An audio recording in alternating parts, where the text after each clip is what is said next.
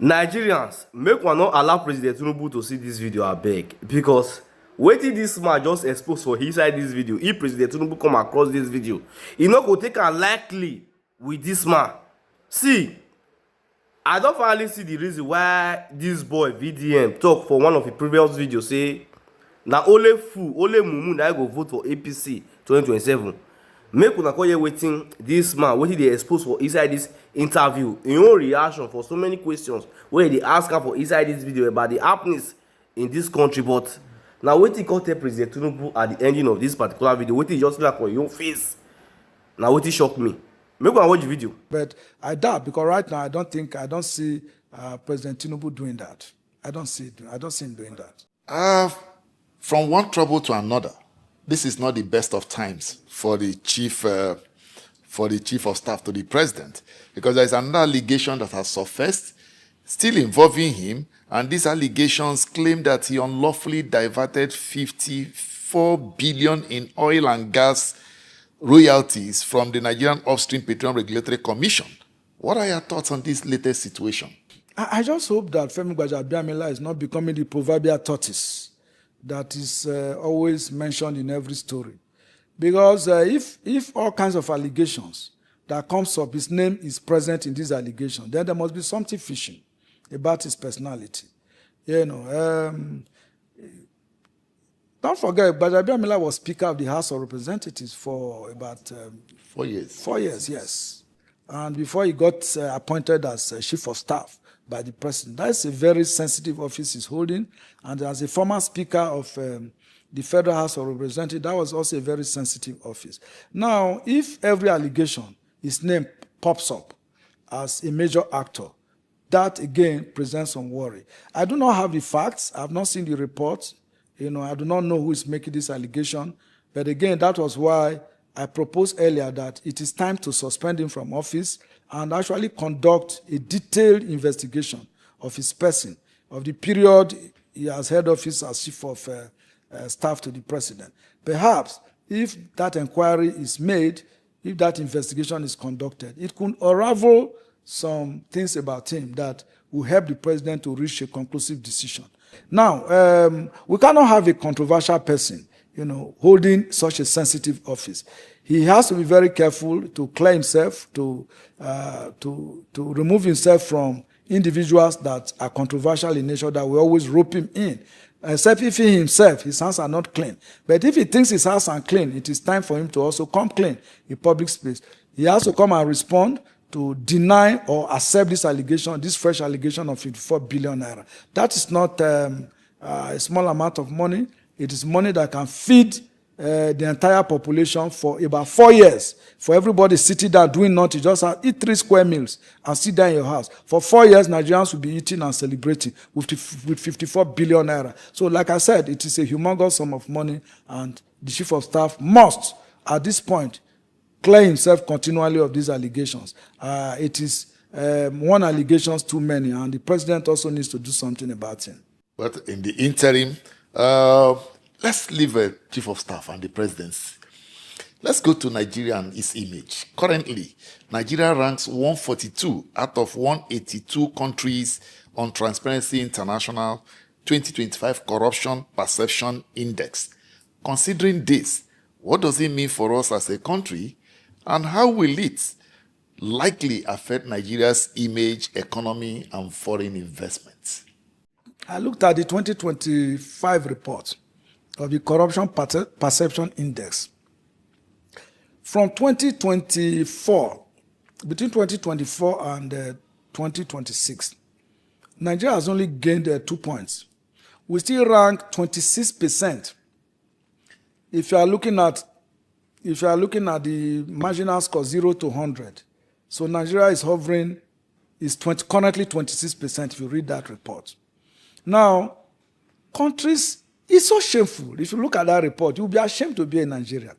So we are now competing, within the corruption sphere with countries like Somalia, Venezuela, South Sudan, Yemen.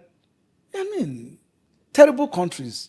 Those are the countries we are competing with in terms of corruption. And one of the best countries in terms of corruption in Africa. Incidentally, they haven't mentioned in South Africa, Botswana, some of these countries.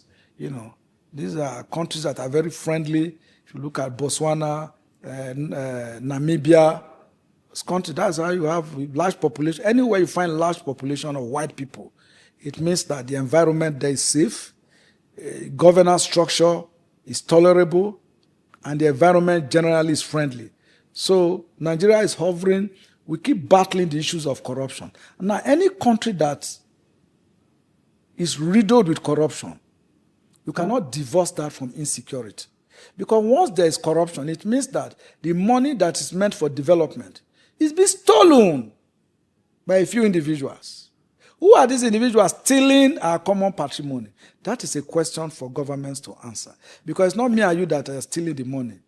The money that's accruable from our vast oil and gas resources, from the huge mineral deposits across the country. Because nobody's even talking about the Federal Ministry of Mineral Resources. One of the biggest lithium factories in Africa is currently operating in Nasarawa State. Nobody's looking at it. Do you know what lithium is? Do you know billions of dollars that countries earn from the export of lithium? We have that in abundance in Nigeria. We have bauxite, we have iron ore, we have magnesium, we have zinc. Name it. We have everything in this country. God has blessed us. But yet, we have individuals who have sworn to steal more than they need. What do they need this money for? So, the Corruption Perception Index focuses on 180 countries. So, out of these 180 countries, Nigeria is about 146. You look at that report. So we always hover between 144, 145, 146. 144, 145. No progress is made. So we take two steps, we take one step forward, two steps backward in the Global Corruption Perception Index. Now, curiously, you have the president flying around the world encouraging people, pleading with foreigners to come and invest in Nigeria. Now, if you are an investor, will you take your money to... Because investors read these reports. When they read a report like this, would they be encouraged to bring their money here so that it will be stolen, it will be misappropriated? And then you now have a judicial system that is not completely reliable. Because when you come and invest in a country, when you bring your funds to a country, and there is a problem, where you approach is the courts. Now, if the courts are also compromised by the institutions of the state, it means you are not likely going to get justice. That will discourage you from investing in that kind of environment. So we have a lot of work to do. The government has a lot of work to do. Nigerians really, as we speak, we are helpless. Nigerians are not in government. They are not included in the governance structure, the governance system. Nigerians are not being carried along. It is when things go awry, government just issue a statement, casually informing the people, this is what has happened, this is what has happened, and they stop there. But with regards to the income that we earn as a country on a monthly basis, under the former administration of Olusegun Obasanjo, when Ngozi Okonjo-Iweala, Dr. Ngozi Okonjo-Iweala was Minister of Finance and Coordinating Minister of the Economy. We're having a monthly publication of income and expenditures. What goes to the states, everybody could see. What goes to the local government, with regards to FAC allocation, we could see. But since Obasanjo left power, I think former President Goodluck Jonathan also did that for a while. But that has been thrown into the dustbin now. Nigerians no longer matter. You don't deserve to know. You can't even trace government spending. You can't. In the budget office, the thing has been suspended. And then the budget is suffering below 30% performance. So what are all the money is going into? That is the question. And we are borrowing so much money, billions of dollars. The other day we were looking for $1.5 billion from the World Bank. What are we doing with these humongous sums of money? That is a big question. And that is... Now, let me make this point. Because I think that the ruling political elites are still thinking that it's going to be business as usual next year. Maybe it will, I don't know. Because some Nigerians still appear to be very gullible. Because if you look at the off-cycle elections, people were still collecting 3,000-5,000 naira to go and vote. We will not stop talking as the conscience of society. We will not stop talking. We will not stop conscientizing and educating the citizenry about their fundamental rights to governance. How you can elect the kind of people that will give you peace of mind. Because if you take money from politicians, take 3,000, 5,000 from them, and you put them in power, then you have lost the moral right to question them if they misbehave in office. So the point I'm making is that the elections next year are going to be dictated by the common issues affecting Nigerians now. Insecurity, poverty, hunger, all right? Fear, fuel, house rents, lack of access to quality health care, all the basic issues that other countries, serious countries, have taken for granted. That's why you have so many people running to the churches to go and pray for miracle, running to the mosque, and align their heads and their brains to be brainwashed by religious leaders who, as we speak with what is happening in this country, what are the voices of these religious leaders who yesterday were crying from the rooftop that the Jonathan government was bad, it was clueless, it was this and that? Where are these religious leaders? They've all walked away with their tails tucked in. So shameless and shamefully, some of them are even shamefully defending the current order of things, where what is happening before all of us is visible to the blind and audible to the deaf. It is said that people beget the kind of leaders they want. Do you think the opposition is actually doing enough beyond irregular statements on Twitter and social media? Do you think they are doing enough to hold government accountable? Well, I see staccato of responses from the opposition. We don't have an organized opposition in Nigeria.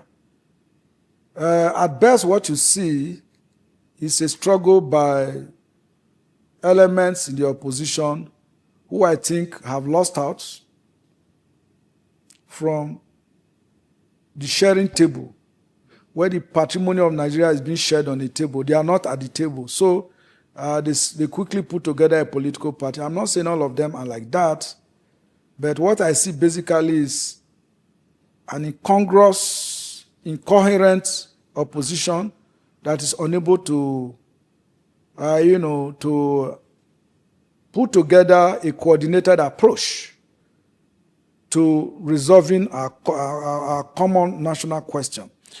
So overall, summarily, if you want to look at the performance of the opposition in Nigeria, it is not encouraging. It raises further anxiety about what happens next year. Because if this is the opposition that intends to take power in 2027, I am worried that President Bola Ahmed Tinubu will just have a smooth and easy ride back to power next year. If you look at the main gladiators currently, I do not see, a concrete commitment, whether it is from Peter Obi, whether it's Atiku Abubakar, Donald Duke. I don't even see Donald Duke anywhere. It's not even in the media. It's not even in the consciousness of the people. The only individual that I even talk, Adewale speaks, out of the SDP. Yes, he is able to hold different press conferences. I see him on television stations, aggregating his views and telling Nigerians what he will do differently if he becomes president. And of course, providing alternative argument to the current order of things. Peter Obi is doing the same thing. For the first time, Atiku Abubakar is also speaking. In the previous election, once he loses, Atiku Abubakar goes to Dubai to go and relax. So for the very, very first time, he's out, he's talking. But it is not enough to talk. For a serious opposition that wants to, remove the current president next year, they needed to do better by organizing themselves and supporting one of them. That was what Tinubu did with Buhari. Tinubu was able to mobilize Southwest support, mobilize goodwill across the country in support of Buhari in 2014. And then they were able to, form the APC,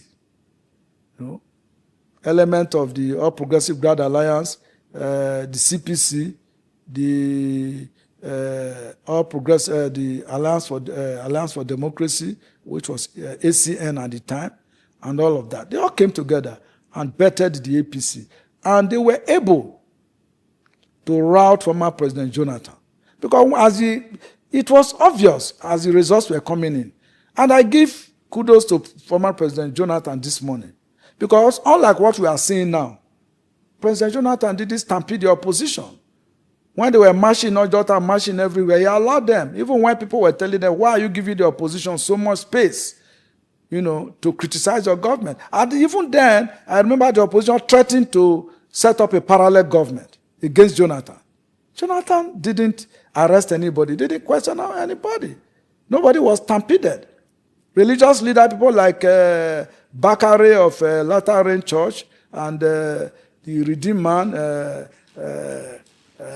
Pastor Enoch Adeboye and all that, they were all involved. They got musicians, beating drums all over the country that Jonathan must go.